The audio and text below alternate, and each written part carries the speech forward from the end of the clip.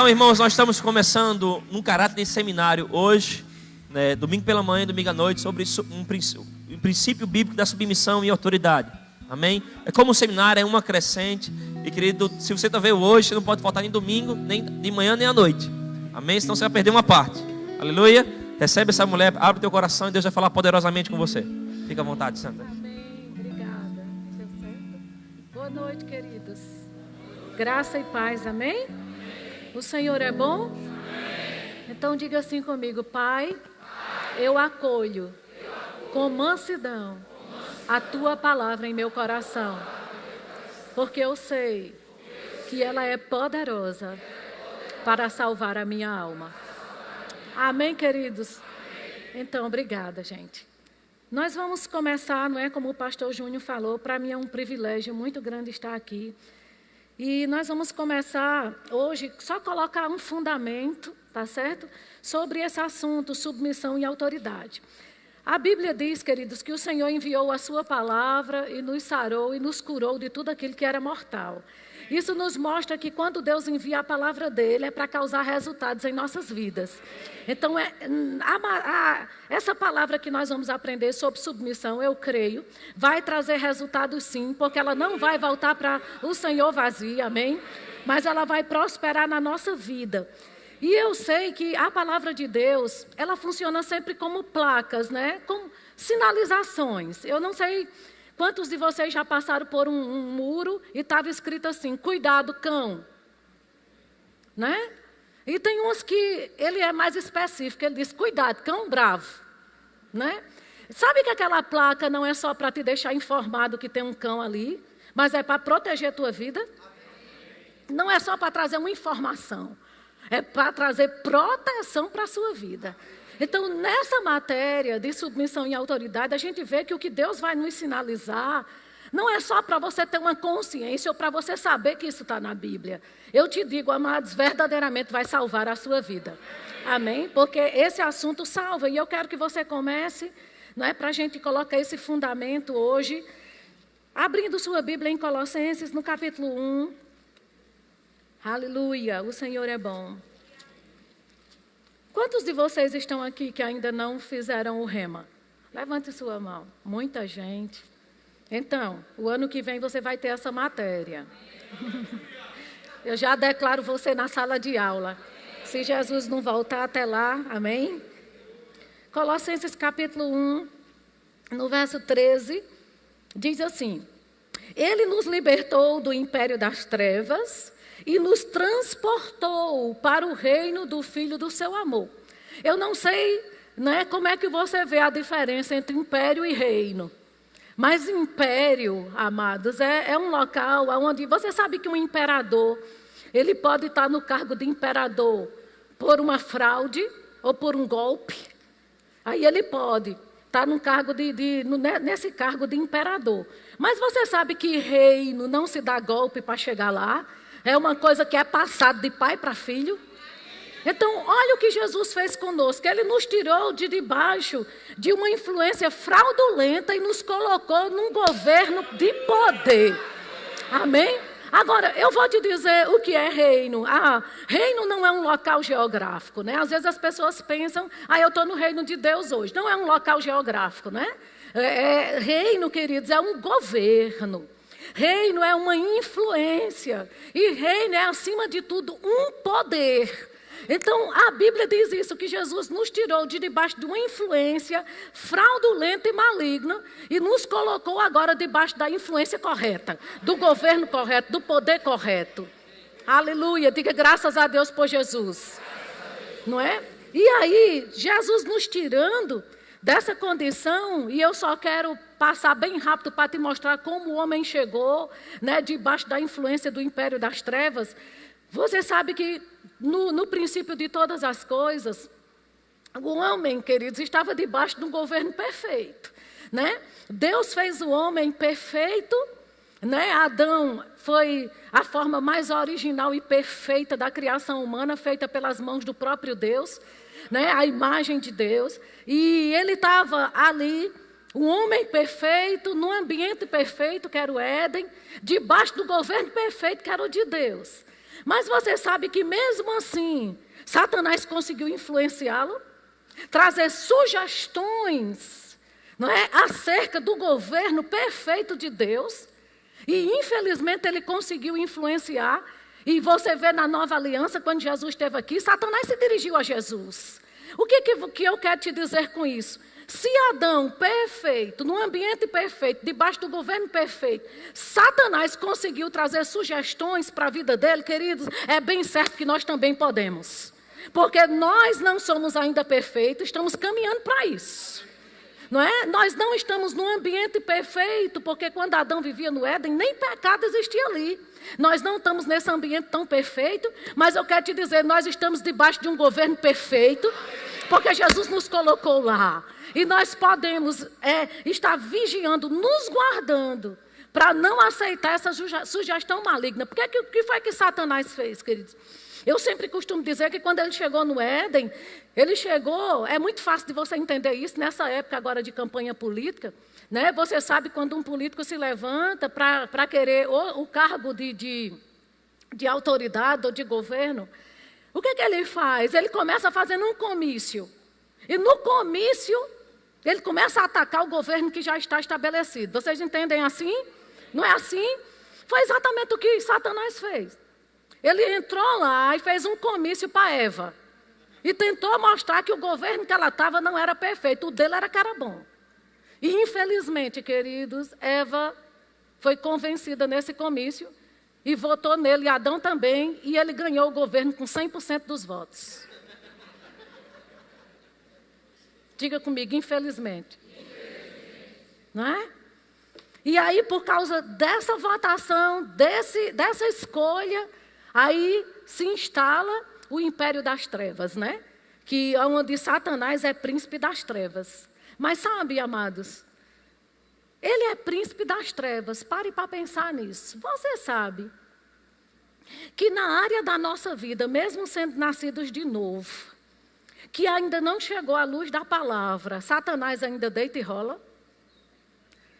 Você pode ser nascido de novo, mas se não chega luz nessa área de submissão às autoridades, o diabo ainda deita e rola lá, porque ele é príncipe das trevas. Mas na área que a luz chega, ele não tem mais domínio nenhum. E é isso que vai chegar para você hoje, é a luz da palavra. E domínio nenhum, mas nessa área ele vai ter sobre a sua vida. Amém? Diga comigo, luz está chegando. E vai chegar mais ainda. Amém? E aí você tenha cuidado, porque a Bíblia diz que o espírito do anticristo já está no mundo. Não é? E o que significa anticristo? Cristo é unção, é autoridade. Ele está querendo dizer, o espírito anti-autoridade já está no mundo.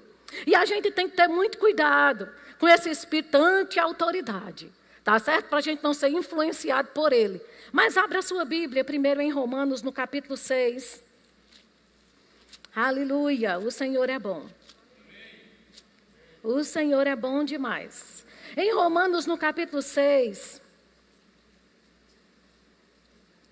Sabe qual é o lema de Satanás para influenciar? Se eu posso ser igual, por que está embaixo se eu posso ser igual? Tenha cuidado com esse lema. Por que você tem que se submeter a isso? Você pode ser igual, ou você pode ser até maior.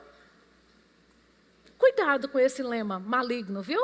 Tá certo? Foi por isso que ele caiu. Romanos capítulo 6, no verso 16. Ele diz assim, não sabeis que daquele a quem vos ofereceis como servos para a obediência, desse mesmo a quem obedeceis sois servos, seja do pecado para a morte ou da obediência para a justiça. O que Paulo está querendo dizer? Aquele a quem você serve, não é? Você se torna, aquele em que você se pende, você se torna servo. Agora, amados, nós precisamos nos oferecer a Deus para ser servos da justiça.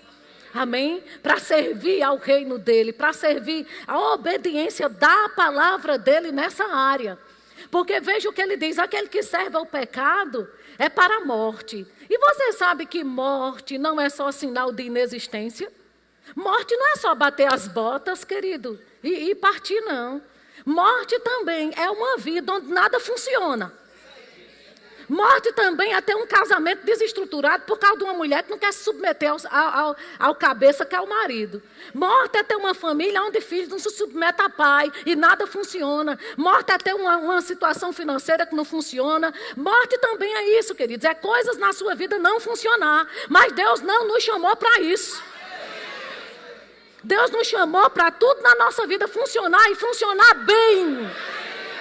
Aleluia. Por isso que tem luz da palavra chegando para nós. Amém? Então ele diz, a quem você obedece se torna servo. Então vamos obedecer a palavra e sermos servos dessa palavra. Não é?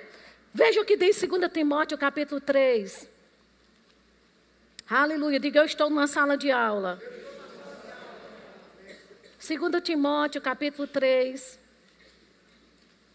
O Senhor é bom. E nos enviou a sua palavra, graças a Deus.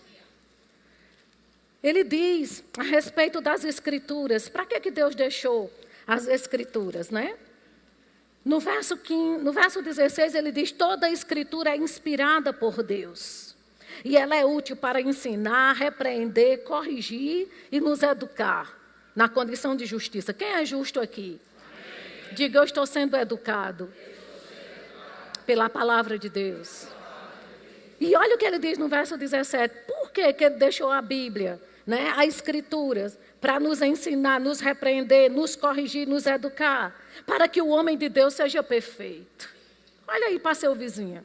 Diga assim, é só o que Deus quer. Que você seja perfeito. Somente. É somente, é só isso. Aleluia. O que é ser perfeito? Maduro. Deixar de ser menino. Levado por todo o vento de doutrina. Agitado de um lado para o outro. Deixar de ser menino e se tornar maduro pelo ensino, a correção, não é, das Escrituras. Aleluia. Graças a Deus. E perfeitamente habilitado para toda boa obra. Então nós podemos chegar a uma maturidade, não é? Conhecendo a palavra de Deus. E amados, olha, é muito comum hoje, a sociedade em que nós vivemos, elas nos treinam para a gente ser desobediente. É muito comum você ver hoje, né? Você vai num supermercado, você vai num shopping, é muito comum você ver hoje crianças de 2, 3 anos mandando nos pais. E se a mãe não fizer o que ele quer, ele cisca. Não é verdade isso? É muito comum você ver um jovem estúpido com os pais. É muito comum você ver, querido, um jovem hoje em dia batendo num professor em sala de aula. Espancando. Não é porque a sociedade que a gente vive tem esse tipo de comportamento hoje em dia. Não é? É comum, às vezes, até os próprios pais, quando as crianças chegam em casa, ou os jovens, reclamando que um professor não tratou bem ele bem em sala de aula, e tem pai que pega na mão da criança, e vai lá na escola, e chega lá na escola, na frente da criança, enfrenta o professor, mostrando para a criança, é assim que se trata a autoridade. Não aguenta desaforo, não leva desaforo para casa não, porque manda quem paga. Os pais estão ensinando isso às crianças, querido. Sabe, não existe mais respeito em lugar nenhum que você vai. Mas eu quero te dizer, com o corpo de Cristo não pode ser assim. Não pode, a gente não pode estar dando esse tipo de exemplo aos nossos filhos, não. A gente tem que entender que esse padrão de autoridade começa dentro da nossa casa. Ensinando os nossos filhos a respeitar a autoridade de pai e mãe. Que isso flui para a sociedade. É muito comum você ver grupinhos de pessoas hoje em dia se reunindo na hora do almoço para estar falando mal do chefe do trabalho. Ou depois do expediente.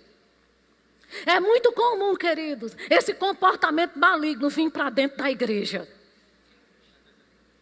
E no governo não precisa eu falar, porque você sabe o que tem ouvido e principalmente o que tem saído da sua boca com relação aos governantes. Aleluia. Glória a Deus. Aleluia. Não é?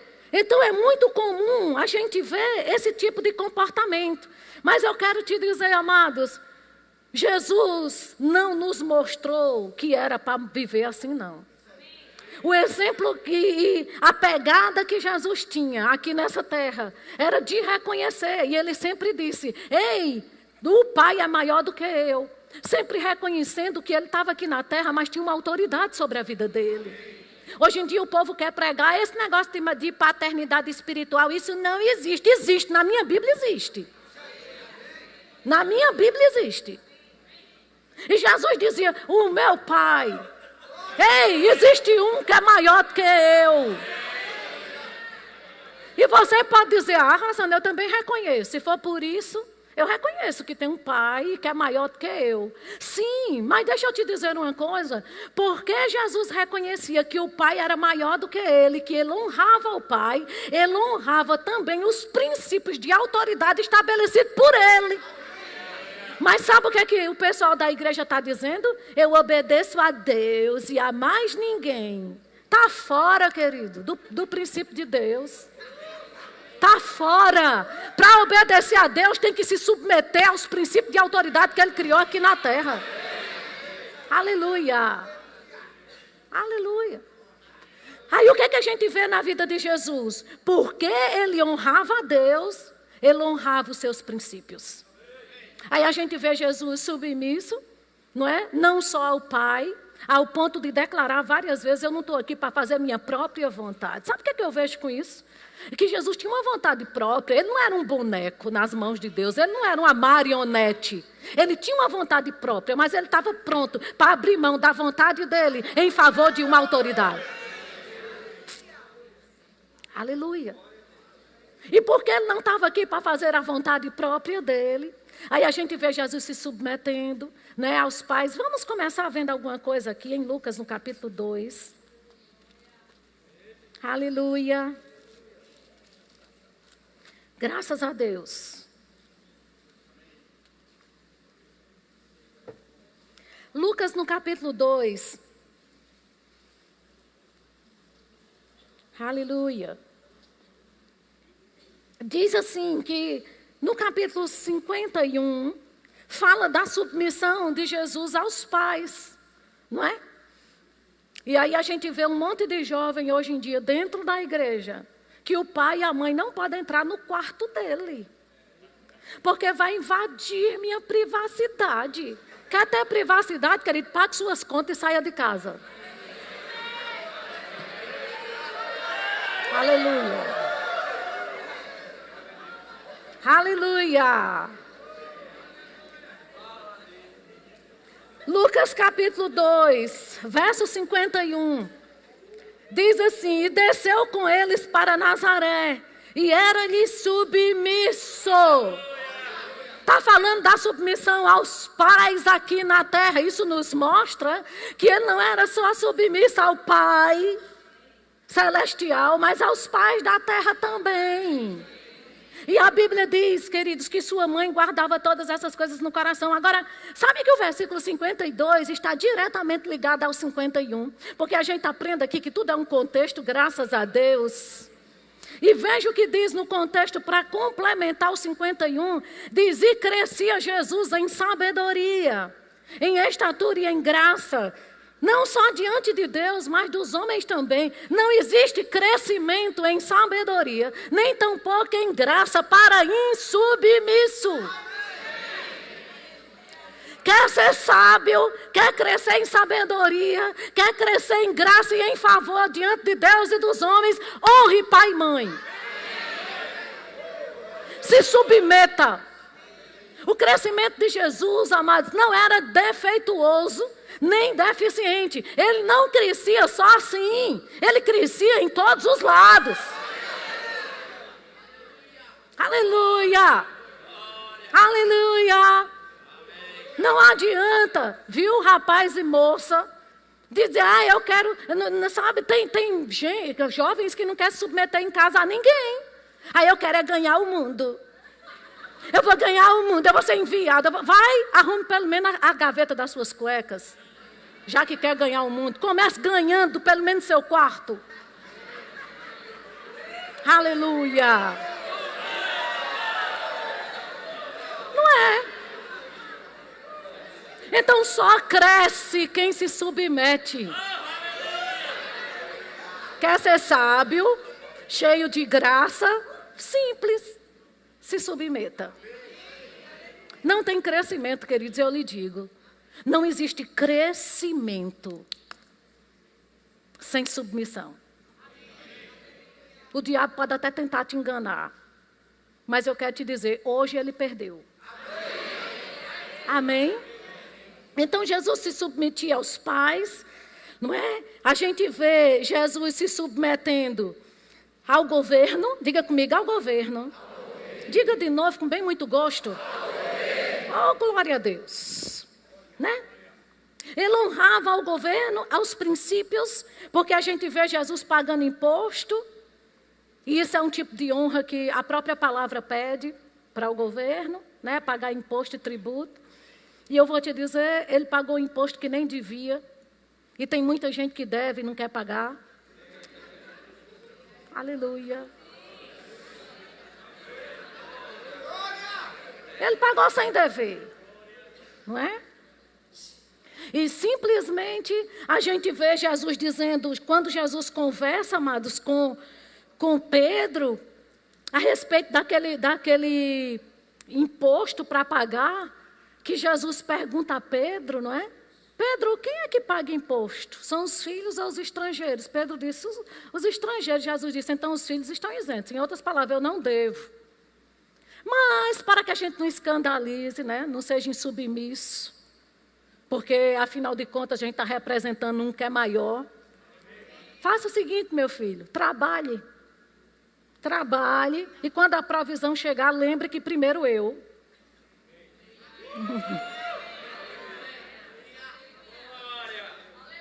Vá lá, pesque. Quando chegar a provisão, primeiro eu, Pedro. Primeiro você vai pagar por mim, depois você. Diga, primeiro ele, depois eu. Aleluia. Aleluia. Aleluia. Graças a Deus. Não é? E como é que vai chegar a provisão, Rossana? Com o dom que ele te deu. Por que ele mandou Pedro pescar? Se fosse Lucas, ele tinha mandado fazer uma cirurgia. Mas foi Pedro. Então a provisão vai chegar com o dom natural que ele compartilhou com você. Não é? Agora, depois que chegar, lembre, primeiro ele. Aleluia. Glória a Deus por isso. Não é? E aí eu fico imaginando Pedro. Se fosse nos dias de hoje, Pedro ia olhar para Jesus e dizer, como eu trabalhar para pagar um imposto que eu não devo? Eu sinto muito, Jesus. Eu acho que Pedro ia olhar para ele e ia dizer, sabe de nada, inocente. Né? Esse governo é muito corrupto, é muito injusto, o senhor quer que eu trabalhe para pagar imposto. Aleluia. Mas Jesus sempre submisso. Submisso a Pilatos. Calado, né? Calado. Pilatos chegando para ele dizendo, rapaz, você sabe que eu tenho autoridade para te prender ou te soltar. Por que você não fala nada? Ele calado. Diga comigo, calado. Aí quando ele abriu a boca, ele disse, eu reconheço que você tem autoridade sobre mim. Mas nenhuma autoridade sobre mim você teria, se do alto não te fosse dada. Em outras palavras, eu estou bem caladinho porque eu sei de onde vem a autoridade. Eu estou bem caladinho porque você pode até não merecer, mas aquele que criou a autoridade merece que eu me cale. Querido, se cale com relação às autoridades. O homem que está na posição de autoridade pode até não merecer, mas deixa eu te dizer, será que Jesus merece por tudo que ele fez por você? Que você honra os princípios que ele criou? Então honre a ele. Aleluia. Aleluia. Amém, gente? Então, tantas outras coisas, não é? Jesus nos deixa o exemplo. E aí a gente vê O que a gente aprende com ele? Um ponto importantíssimo para a gente entender o que é submissão. Nunca levar em consideração tua própria vontade. Nunca. Não é? Porque quando você não levar em consideração a sua própria vontade, aí você vai poder se submeter. Tá certo? Porque Jesus fazia isso. E aí, se a gente andar nessa pegada, a gente vai andar em poder. Porque ele andou em poder. Aleluia. Não era aquele bobinho, não. Era poderoso aqui na terra. Não só em palavras, mas como em obras. Se sujeitando a todo tipo de autoridade. Então, queridos, quer uma receita para ser poderoso aqui na terra? Se submeta. E eu vou lhe dizer, aonde você chegar, tem uma autoridade lá. Nunca chegue nos lugares querendo mandar. Sabe por quê? Porque em todo lugar só tem um cabeça. 2 cabeças constitui-se aberração, é monstro. Então, quando você chega nos cantos querendo mandar, você está, sabe, colocando aquele local numa aberração. Viu, mulheres? Mães que têm filhos casados, que às vezes quer chegar na casa dos filhos mandando. Deixa eu te dizer, o cabeça lá é seu filho, não é você. Não faça da casa do seu filho um monstro, porque não serve 2 cabeças. Não tem sogra que chega na casa dos outros. Ah, o sofá não presta para ser aqui não, é ali. E desde quando você é cabeça de lá? Mande na sua casa. Aleluia. Aleluia. Glória a Deus. É simples assim. Diga comigo, é simples assim. Não é? Então deixa eu te dar o conceito de submissão. Baseado